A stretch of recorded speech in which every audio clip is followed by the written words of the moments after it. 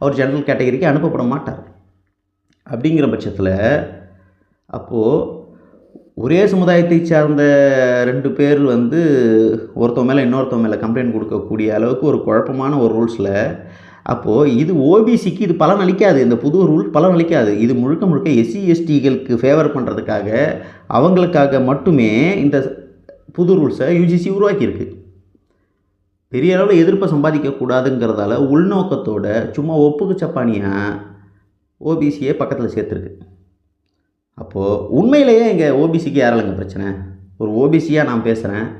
நானும் கல்லூரியில் படித்து பார்த்துட்ருக்கேன். என்னோடய காலகட்டத்தில் எப்படி நடந்ததுங்கிறது எல்லாமே நமக்கு தெரியும். இன்றைக்கு வரலும் மாணவர்கள் எப்படி பிரச்சனைகளை எதிர்கொண்டு வராங்கிறது நமக்கு தெரியும். ஓபிசி மாணவர்களுக்கு உண்மையிலேயே யாரால் பிரச்சனைனா எஸ்சி எஸ்டி மாணவர்களால் தான். எஸ்சி எஸ்டி மாணவர்களால் தான் மிகப்பெரிய அளவில் ஓபிசி மாணவர்கள் டிஸ்கிரிமினேஷனுக்கு ஆளாக்கப்படுகிறார்கள், தாக்குதலுக்கு உள்ளாக்கப்படுகிறார்கள். நீங்கள் போங்க, கல்லூரி பல்கலைக்கழகங்கள்லாம் போங்க, ஒன்றும் இல்லை. இதோ மெட்ராஸ் லா காலேஜ் இருக்குது. மெட்ராஸ் லா காலேஜில் போய் கேளுங்க. இன்றைக்கும் கூகுளில் நீங்கள் தேடி பாருங்கள், அந்த புகழ்பெற்ற புகைப்படம் வரும். அந்த மெட்ராஸ் லா காலேஜுடைய அந்த கேட்டு வாசலில் ஒரு மாணவன் கீழே கிடப்பான். அவனை சூழ்ந்து பல மாணவர்கள் சேர்ந்து அடித்து நாய் அடி பேய் அடி அடித்து அவனுக்கு உயிர் போகிற அளவுக்கு கடுமையான கொடூர தாக்குதல் பண்ணுற அந்த ஃபோட்டோ இருக்கும். மேபி வீடியோ கூட கிடைக்கலாம், யூடியூப்பில் தேடி பார்த்தா தெரியும். அங்கே கீழே கிடந்த மாணவன் ஓபிசி, அவனை சூழ்ந்துக்கிட்டு கொலைவெறி தாக்குதல் பண்ணவன் எஸ்சி எஸ்டி. எஸ்டின்னு கூட சொல்ல முடியாது, அந்த மாணவர்களால் கூட பெரிய அளவில் பிரச்சனை கிடையாது. ஆனால் எஸ்சி மாணவர்களால் பெரிய அளவில் ஓபிசி மாணவர்கள் பாதிக்கப்படுகிறார்கள்.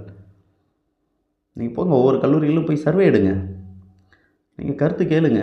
கேட்டிங்கன்னா மாணவர்கள் சொல்லுவாங்க. அப்போ உண்மையிலேயே ஓபிசி மாணவர்களுக்கு எஸ்சி மாணவர்களால் தான் பிரச்சனை அப்படிங்கிறப்ப நீங்கள் எப்படி சம்மந்தமே இல்லாத ஒரு பிராமண மாணவர்களையோ இல்லை ஜென்ரல் கேட்டகரியில் இருக்கிற சக ஓபிசியில் 8 லட்சத்துக்கு மேலே வருமானம் கொண்ட சக சமுதாயத்தை சேர்ந்த இன்னொரு மாணவன் மேலேயே நாங்கள் கம்ப்ளைண்ட் கொடுக்கலாம் அப்படின்னு சொல்லி எங்களை மூளைச்சலவை செய்து எங்களை இந்த சட்டத்துக்கு நீங்கள் இந்த புது ரூலுக்கு நீங்கள் எப்படி எங்ககிட்ட இருந்து ஆதரவு வரும்னு எதிர்பார்க்கலாம்? அப்போ ஓபிசி மாணவர்கள் ஒரு விஷயம் தெளிவாக புரிஞ்சுக்கணும். தயவுசெய்து இந்த ஒரு உள்நோக்கம் கொண்ட சட்டத்தை இது முழுக்க முழுக்க முழுக்க எஸ்சி மாணவர்களை குளுமைப்படுத்துவதற்காக எஸ்சி அப்பீஸ்மெண்ட் ரூல் இது.